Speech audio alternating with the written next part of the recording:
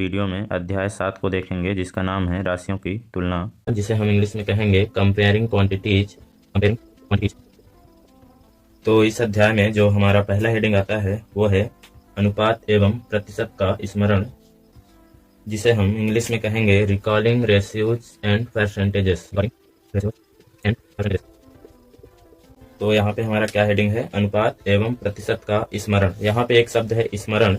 इसका मतलब ये है कि हम जो पिछली कक्षा में कक्षा 7 में अनुपात और प्रतिशत के बारे में पढ़ा है उसी को यहाँ पे हम क्या करेंगे, दोहराएंगे या कहें कि रिवीजन करेंगे। ठीक है, तो यहाँ पे हम सबसे पहले अनुपात को देखते हैं। अनुपात जिसे हम रेशियो पढ़ते हैं, रेशियो। तो आइए अनुपात को समझने के लिए हम यहाँ पे कुछ चीजों का तुलना करते हैं और अच्छे से अनुपात को समझते हैं। तो मान लीजिए तुलना करने के लिए यहाँ पे हमारे पास एक पेंसिल का टुकड़ा है। अब यदि हम यहाँ आपसे एक प्रश्न करें कि आप इस पेंसिल के टुकड़े का तुलना कीजिए और ये बताइए कि यहाँ पे ये जो पेंसिल का टुकड़ा है ये बड़ा है या फिर छोटा है। आपको क्या करना है, इसका तुलना करके यहाँ पे आपको बताना है कि ये बड़ा है या फिर छोटा है। तो क्या आप ये तुलना कर पाएंगे?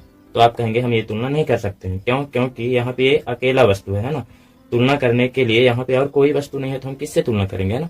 तो कहने का मतलब ये है कि अगर अकेला वस्तु है तो हम उसकी तुलना नहीं कर सकते, है ना। यहाँ से हमने यही समझा। ठीक है, क्या आप ये तुलना कर सकते हैं? तो आप कहेंगे हम नहीं कर सकते हैं, ना। अब यदि हमारे पास यहाँ पे एक पेंसिल और है, अब हम यहाँ पे तुलना कर सकते हैं, है ना। जैसे हम ये कह सकते हैं कि ये जो पेंसिल का टुकड़ा है इस पेंसिल से क्या है, छोटा है ना।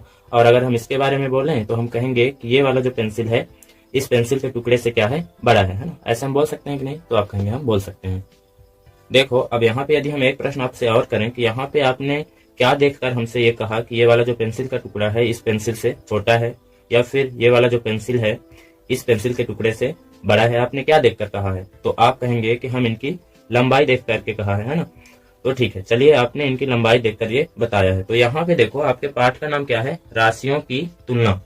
तो ये जो आपने लंबाई देखा अभी, इन दोनों का लंबाई देखकर जो हमारा प्रश्न था उनका जो आंसर दिया आपने, तो ये जो लंबाई शब्द है यहाँ पे ये क्या होता है, लंबाई क्या है? तो ध्यान से सुनिएगा, ये जो पाठ का नाम है हमारा राशियों की तुलना, यहाँ पे क्या लिखा है, राशि। आपने तुलना करके ना बताया था कि ये वाला जो है इससे छोटा है, क्या करके बताया था, दोनों का कंपेयर करके, है ना, तुलना करके। पर किनका तुलना किया था आपने, लंबाई का। और ये जो लिखा है ना राशियां, ये लंबाई राशियां ही है। ठीक है, क्या ये जो लंबाई आपने देखा था ये लंबाई क्या होता है, राशियां होता है ना। तो याद रखिएगा किसी भी वस्तु का एक से अधिक राशियां हो सकती हैं। जैसे देखो अभी ये जो पेंसिल है आपने इसकी कौन सी राशि देखा था, लंबाई, है ना। क्या लंबाई, इसकी एक राशि अगर हम और लिखें तो एक द्रव्यमान कह सकते हो। क्या द्रव्यमान, क्या बोला हमने, द्रव्यमान मतलब वजन, है ना। इनका आप भार करके मतलब इनको तौल करके, है ना, इनका वजन करके आप ये बता सकते हो किसका ज्यादा वजन है और किसका कम वजन है। ये आप द्रव्यमान राशि लेकर के बता सकते हो, है ना। अब देखो यहाँ पे ये जो हमने लंबाई लिखा है तो इनका मात्रक भी होता है, क्या होता है, मात्रक। और ये जो द्रव्यमान लिखा है इसका भी कुछ मात्रक होते हैं। ठीक है, छोटे छोटे। जैसे लंबाई का मीटर होता है, क्या होता है, मीटर। और द्रव्यमान का जो मात्रक होता है वो क्या होता है, किलोग्राम होता है। ठीक है, किलोग्राम, जिसे हम केजी लिखे हैं इसका मतलब किलोग्राम ही आपको समझना है। ठीक है, तो ये इनके मात्रक होते हैं। तो वास्तव में हम यहाँ पे तो लंबाई देखकर अंदाजे से तुलना करके हमने बता दिया, ये देखकर कि ये वाला जो है हमको दिख रहा था यहाँ पे कि ये इससे क्या है, छोटा है ना। तो हमने लंबाई को देखा, पर इनका जो माप है हम उनका माप देख करके नहीं बताया था ना। यहाँ पे हमको छोटा वाला दिख रहा था इसलिए हमने बहुत ही आसानी से बता पाया। अब देखो आगे के प्रश्नों में क्या होगा कि यहाँ पे हमारे पास इनका मात्रक दिया रहेगा। ठीक है, जैसे लंबाई का जो मात्रक है मीटर, तो ऐसे कुछ लिखा रहेगा। जैसे इसका माप लिखा रहेगा 5 मीटर, है ना। और यहाँ पे इसका लिख देगा कि 10 मीटर। इसका मतलब ये है कि इसकी लंबाई 5 मीटर और इसकी लंबाई 10 मीटर। अब यहाँ पे ये ना कहिएगा कि इस पेंसिल की लंबाई 5 मीटर है, देखो हमने माना है। ठीक है, ऐसे माप दिया रहेगा। अब हम ये जो माप दिया है इनको देख करके क्या करेंगे, तुलना करेंगे। ठीक है, अब हम यहाँ पे किस तरीके से बताएंगे, यहाँ पे हम ये कह सकते हैं कि ये वाला जो पेंसिल का टुकड़ा है इस वाले पेंसिल से क्या है, आधा है ना। मतलब इसकी लंबाई क्या है, आधा है। देखो इसका 10 मीटर है, इसका कितना है, 5 मीटर। तो 10 का आधा क्या है, 5 ही तो होगा, है ना। तो मतलब हम क्या कहेंगे, इसकी लंबाई इसके तुलना में क्या है, आधा है ना। मतलब ये 10 है तो ये क्या है, 5। और अगर हम कहें इसकी लंबाई इसके तुलना में तो क्या है, इससे दुगुना है ना। तो यहाँ पे हमने किसे देखकर कहा, इनके मात्रकों को देखकर, है ना। ठीक है, यहाँ पे मात्रक समान थे, मीटर में थे, दोनों क्या थे, मीटर में। तो हमने बहुत आसानी से बता पाया। देखो एक क्वेश्चन हम यहाँ पे बनाते हैं, आप उसका तुलना कीजिए कि क्या आप उसकी तुलना कर पाएंगे। तो देखिएगा जैसे हमने यहाँ पे लिखा 5 मीटर। अब मान लीजिए हम यहाँ पे राशि ले लेते हैं, द्रव्यमान, और उसका मात्रक लिख देते हैं। जैसे हम लिख दें यहाँ पे केजी, केजी का मतलब यहाँ पे किलोग्राम से है, ठीक है। अब बताइए, क्या आप इनके मात्रकों को देखकर अब बता सकते हो कि कौन क्या है? इनकी तुलना आप कर सकते हो। आप देखो, ध्यान देना, यहाँ पे 5 मीटर लिखा है अर्थात इसकी लंबाई यहाँ पे लिखा है, और यहाँ पे 10 केजी लिखा है अर्थात इसका यहाँ पे वजन लिखा है ना। तो क्या आप यहाँ पे लंबाई की तुलना इसके वजन से कर सकते हो? तो आप कहेंगे हम ये तुलना नहीं कर सकते हैं। तो यहाँ से आपने क्या सीखा कि अगर राशियां समान होते थे, मात्रक अगर समान रहते थे, तो हम तुलना बहुत आसानी से कर पाते थे, ठीक है। हम दोनों में डिफरेंस बता देते थे कि कौन कितना है और कौन कितना है ना। अगर ये पहला इतना है तो दूसरा इतना होगा, ये हम बता सकते थे, ठीक। लेकिन जब हमने यहाँ पे देखा कि इनका हमने क्या किया, मात्रक चेंज कर दिया, या कहें कि इनका जब हमने राशियां चेंज कर दी, हम इसकी राशि क्या देख रहे हैं, लंबाई, और इसकी राशि हम क्या देख रहे हैं, द्रव्यमान। तो जब हमने ये देखा तो यहाँ पे हम तुलना नहीं कर पा रहे हैं, है ना। तो यहाँ से आपने क्या सीखा कि अगर राशियां समान है तो हम उनका तुलना कर सकते हैं, और अगर राशियां अलग अलग हैं तो हम तुलना नहीं कर पा रहे हैं, अर्थात नहीं कर सकते हैं, है ना। तो ये जो हम तुलना करते हैं वास्तव में यही क्या होता है, अनुपात, ठीक है।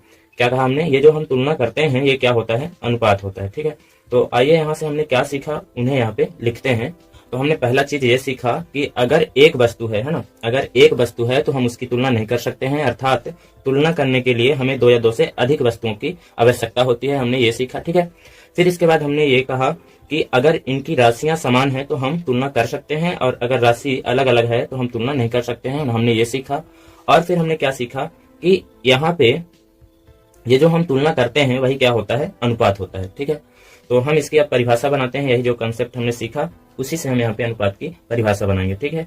तो देखिएगा इसकी परिभाषा क्या बन के निकलता है। एक चीज और हम बोल देते हैं ताकि परिभाषा जब बनाए तो आपको समझ में आए। देखो यहाँ पे ये जो हम बता रहे थे कि ये पेंसिल का टुकड़ा इससे क्या है, छोटा है ना। तो हम इन दोनों के बीच में संबंध को बता रहे होते हैं, है ना। ये इतना है तो ये इतना होगा, है ना। इनके बीच में हम क्या बता रहे थे, संबंध को, ठीक है।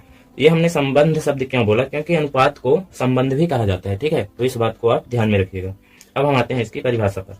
तो हम इसकी परिभाषा क्या लिख सकते हैं, यहाँ से हमने क्या निष्कर्ष निकाला, देखिएगा यहाँ पे हम लिखेंगे तो आपको लगेगा कि सच में हमने तो अभी यही सीखा, है ना। तो यहाँ हम लिखेंगे कि यह है, मतलब अनुपात यह है 2 या 2 से, यह 2 या 2 से अधिक, यह 2 या 2 से अधिक सजातीय, 2 या 2 से अधिक सजातीय राशियों में, यह 2 या 2 से अधिक सजातीय राशियों में संबंध को स्थापित करता है, अर्थात बताता है,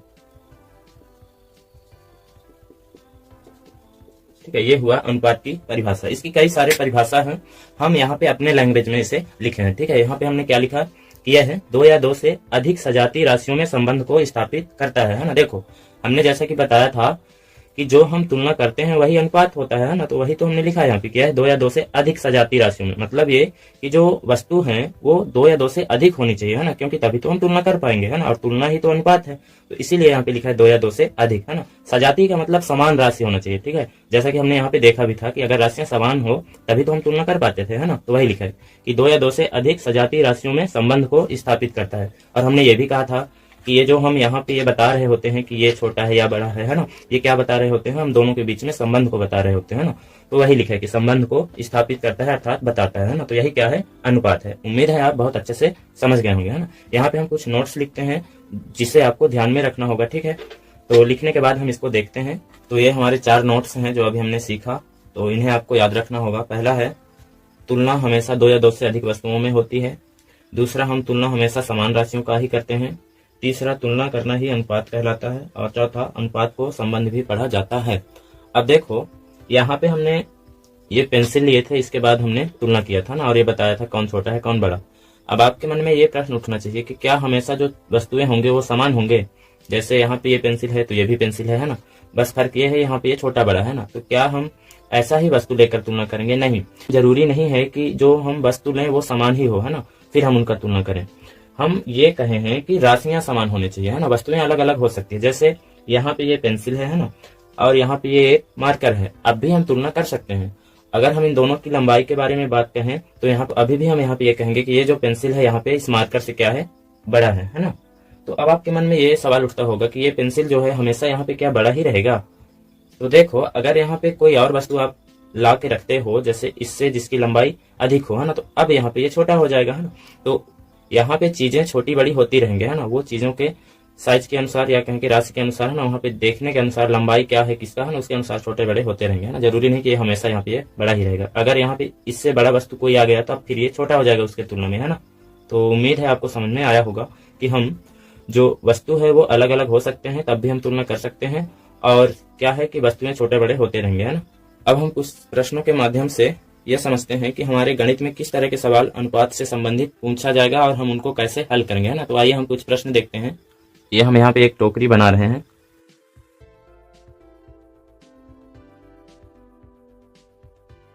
अब इस टोकरी में हम कुछ फल रखते हैं जैसे सेब और संतरे।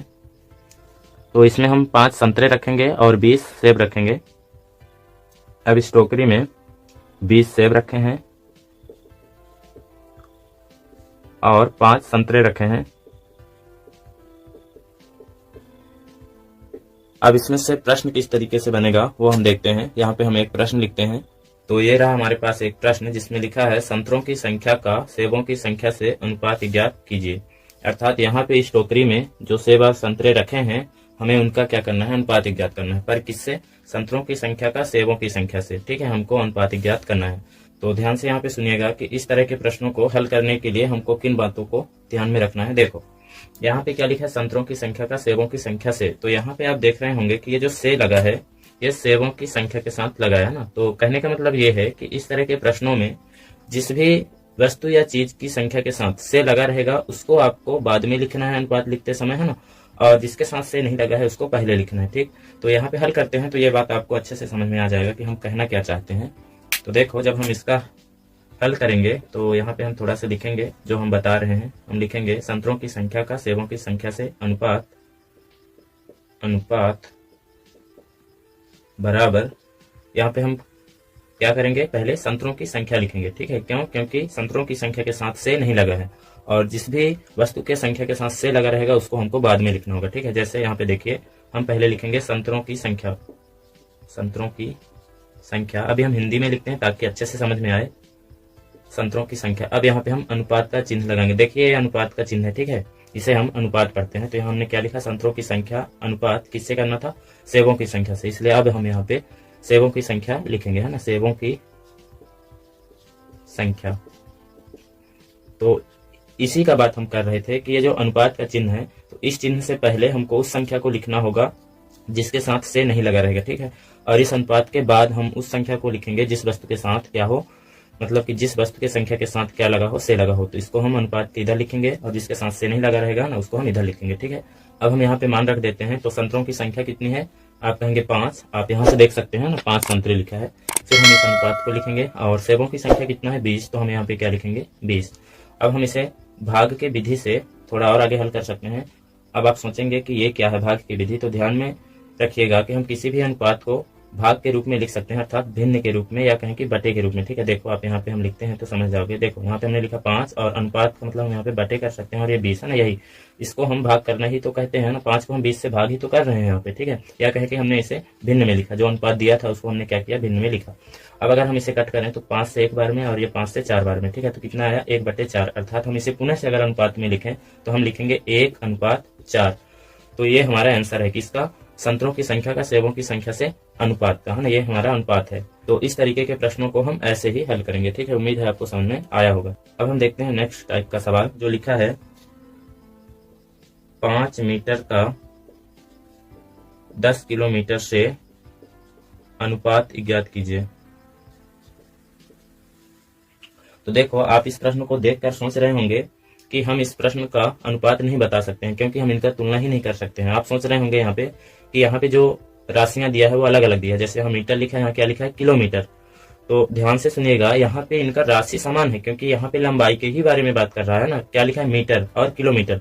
तो लंबाई का ये मात्रक है ना, ये जो है किलोमीटर से छोटा मात्रक है ये मीटर, और ये किलोमीटर लिखा है। तो देखो ध्यान से समझिएगा एक कंसेप्ट, और अगर आपके पास राशियां समान हो, देखो ये राशियां समान की बात मतलब कि लंबाई की बात कर रहा है, तो यहाँ पे राशि क्या हुआ, लंबाई है ना। लेकिन अगर उनका मात्रक अलग अलग दिया है ना, तो आप क्या कर सकते हो, यहाँ पे वो जो मात्रक है उनको समान कर सकते हो है ना। अगर वो एक ही राशि के मात्रक हैं, ध्यान से सुनिएगा, अगर वो एक ही राशि के मात्रक हैं, जैसे देखो ये लंबाई राशि का मात्रक है ना, तो ध्यान से सुनिएगा, अगर वो एक ही राशि का मात्रक है तो आप उसको मतलब कि मात्रकों को समान कर सकते हो। देखो जैसे अगर ये मीटर में है और ये किलोमीटर में है, तो आप चाहे तो मीटर को किलोमीटर में बदल सकते हो, और या तो आप किलोमीटर को मीटर में बदल सकते हो। क्यों? क्योंकि आप ये बहुत आसान तरीके से सीखे हैं पिछली कक्षाओं में, है ना, कि हम कैसे मीटर को किलोमीटर में बदलते हैं और किलोमीटर को मीटर में बदलते हैं, है ना।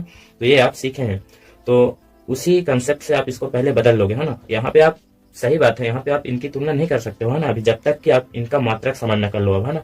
और ये हमको आता है कि हम मात्रक कैसे समान करेंगे। तो आप चाहो तो इस मीटर को किलोमीटर में बदल लो या फिर किलोमीटर को मीटर में बदल लो। तो हम यहाँ पे क्या करते हैं, हम किलोमीटर को मीटर में बदलते हैं, ठीक है।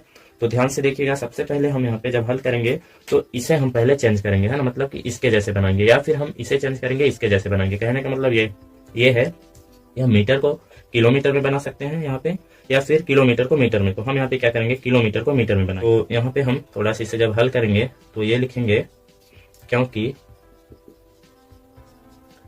1 किलोमीटर बराबर 1000 मीटर होता है। ये आपको पता होगा, है ना, ये पता है ना, क्योंकि 1 किलोमीटर बराबर 1000 मीटर होता है ना। इसलिए हम क्या करेंगे, 10 किलोमीटर का निकाल लेंगे कि कितने मीटर होता है, तो इसमें हम 10 से गुणा कर देंगे। तो ये हो जाएगा 10 गुणे 1000 मीटर, अर्थात ये हो जाएगा 1 एकम 1 और 1 2 3 4 जीरो, तो यहाँ पे हम 4 जीरो कर देंगे, अर्थात ये 10,000 मीटर हो गया। तो यहाँ से हमने क्या निकाला कि 10 किलोमीटर बराबर क्या होता है, 10,000 मीटर, है ना। तो अब हमने क्या कर लिया, किलोमीटर को मीटर में बदल लिया। अब हम यहाँ पे इसका अनुपात ज्ञात कर सकते हैं, है ना। तो यहाँ पे हम लिखेंगे, इसलिए अब हम ये कर सकते हैं कि अब 5 मीटर का, अब हम यहाँ पे 10,000 मीटर लिखते हैं, ठीक है। 5 मीटर का 10,000 मीटर से अनुपात बराबर ये हो जाएगा। देखो यहाँ पे आप देख रहे होंगे, जब हमारा यह सवाल था तो इसमें 10 किलोमीटर के साथ क्या लगा था, से लगा था। तो आप समझ गए होंगे कि यहाँ पे हम पहले किस राशि को लिखेंगे, फिर इसके बाद किसको लिखेंगे, है ना। तो हम पहले इसे लिखेंगे क्योंकि इसके साथ से नहीं लगा था, तो इसे हम लिखते हैं 5 मीटर, और फिर हम अनुपात का चिन्ह लगाएंगे। अब हम लिखेंगे इसको, तो यहाँ हम इसको ना लिखकर हम किसे लिखेंगे, इसको, क्योंकि हमने इसको, मतलब ये किलोमीटर में था तो इसको हमने मीटर में कन्वर्ट कर लिया है ना, तब हम इसको लिखेंगे।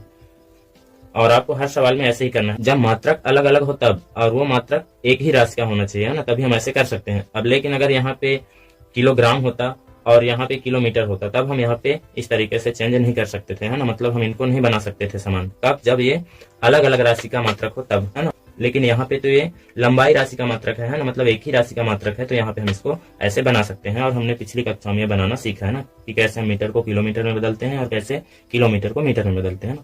तो उसी कंसेप्ट से आप ये बना लोगे। जब ये आप यहाँ पे मात्रक समान कर लोगे तो फिर ऐसे अनुपात निकालोगे, है ना। अब इसको हम के रूप में लिख के इसे हम थोड़ा सा सरल करते हैं। तो ये हो जाएगा 5 मीटर और बटे ये आ जाएगा नीचे 10,000 मीटर, है ना। तो देखो जो अनुपात के बाद वाला नंबर होता है वो नीचे आता है, अर्थात हर में आता है, ठीक है। तो यहाँ से मीटर कट गया और 5 से एक बार में, और ये 5 दूनी 10, 5 शून्य हम शून्य, 5 शून्य हम शून्य, 5 शून्य हम शून्य। तो इनके बीच में जो अनुपात आया वो क्या आया है, 1:2000, ठीक है।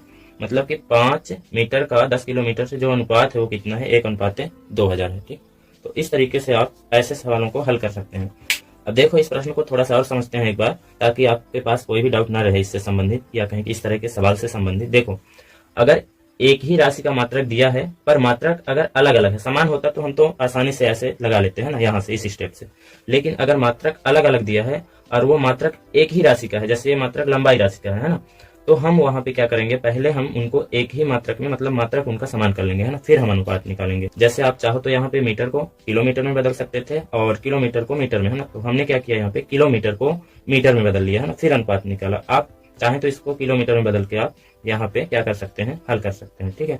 तो उम्मीद है आपको हम यहाँ पे जो समझाने वाले थे वो समझ में आया होगा, ठीक है। यहाँ पे आपको ऐसे सवाल नहीं पूछेगा कि यहाँ पे जो ये और ये मात्रक होगा वो अलग अलग राशि का होगा, ऐसे प्रश्न नहीं होगा, है ना। वो रहेगा एक ही राशि का मात्रक रहेगा, है ना। पर मात्रक कभी समान दे देगा तो फिर तो उसको हमको बदलना ही नहीं है ना, समान रहेगा तो हम हल कर सकते हैं। पर ध्यान से उसको देख लेना कि समान है कि नहीं। अगर समान है तब तो आप डायरेक्ट हल कर सकते हो, लेकिन अगर राशियों का मात्रक समान नहीं है तो आपको पहले समान कर लेना है ना, जो आपको सरल लगे उसके अनुसार। अब हम इसी से संबंधित एक प्रश्न और देखते हैं।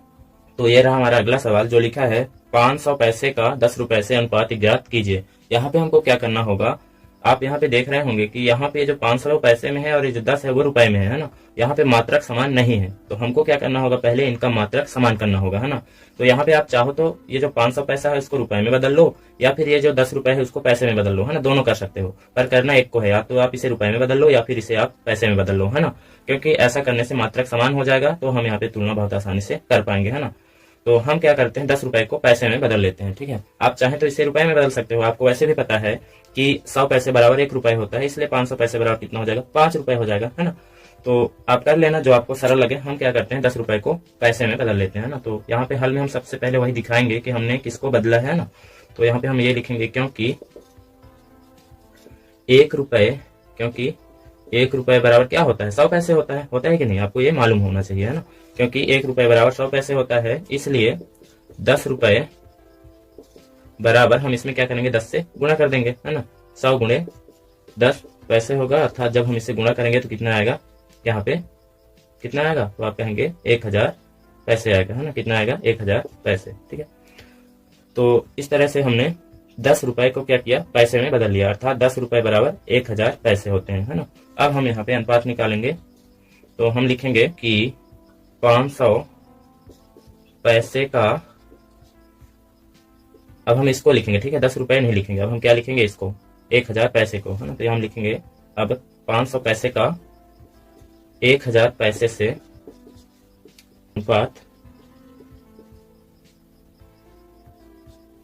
अनुपात बराबर क्या हो जाएगा, देखो यहाँ पे 1000 के साथ क्या लगा है, से लगा है ना, इसलिए इसको बाद में लिखेंगे। और यहाँ पे इसके साथ से नहीं लगा है, तो इसको हम पहले लिखेंगे, है ना। तो 500 पैसे अनुपात 1000 पैसे, ठीक है। अब हम इसे भाग के विधि से सरल कर लेते हैं, या कहें कि भिन्न में लिख करके सरल कर लेते हैं इसे। तो ये 500 पैसे है, ये कितना है, 1000 पैसे। तो यहाँ पे पैसे से पैसे कटा और 2 जीरो से 2 जीरो कट गया, 5 एकम 5, 5 दूनी 10, तो ये आया 1:2, है ना। अर्थात यहाँ पे 500 पैसे का 10 रुपए से जो अनुपात है वो कितना है, 1:2 का, ठीक है। लेकिन जो अब प्रश्न बनेंगे तो उसमें हमको क्या करना होगा कि जो अनुपात ये हमने निकाला 1:2, इस तरह के प्रश्न रहेंगे, उसको हमें प्रतिशत में बदलना होगा, है ना। तो यहाँ पे इस सवाल को करने से पहले, या कहें कि इस तरह के सवाल को करने से पहले, आइए हम पहले प्रतिशत को सीखते हैं, ठीक है, कि प्रतिशत क्या होता है। फिर हम ये जो अनुपात से संबंधित इस तरह के प्रश्न छूट रहे हैं, अभी हम छोड़ रहे हैं जो, है ना, उसको हम प्रतिशत सीखने के बाद फिर से करेंगे, ठीक है।